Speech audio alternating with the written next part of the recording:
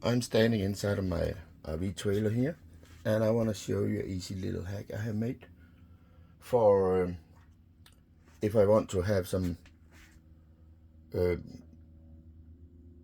equipment with a lot of power, a lot of voltage usage, and like as you can see here, like an AC, extra AC, additional AC, or an additional heater. They take a lot of power. And in my case, I turned out to use it more for my toaster, my mini toaster that I'm sitting here.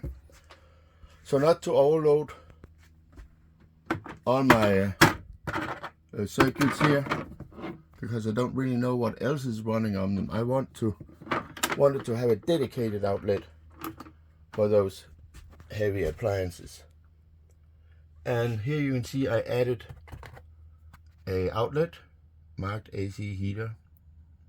I should just write it dedicated 20 amps or 15 amps outlet. It's simple. I ran a wire behind the wall down underneath here in the cabinet and out to the outer wall. Let me show you on the outside how it looks and what I did. Here we go.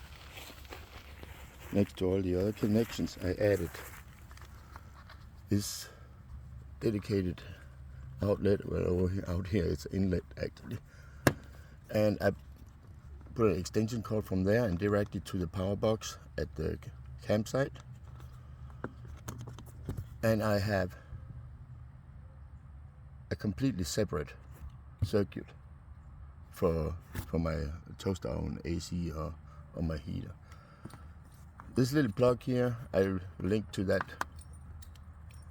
below in the description. I bought it on Amazon. Doesn't cost much. All you need to do is to make a little hole here, screw it in with wires, and hook it up to the outlet on the inside. That's it. I hope this is useful for some of you at least. And if it is, then please like and subscribe. Thank you.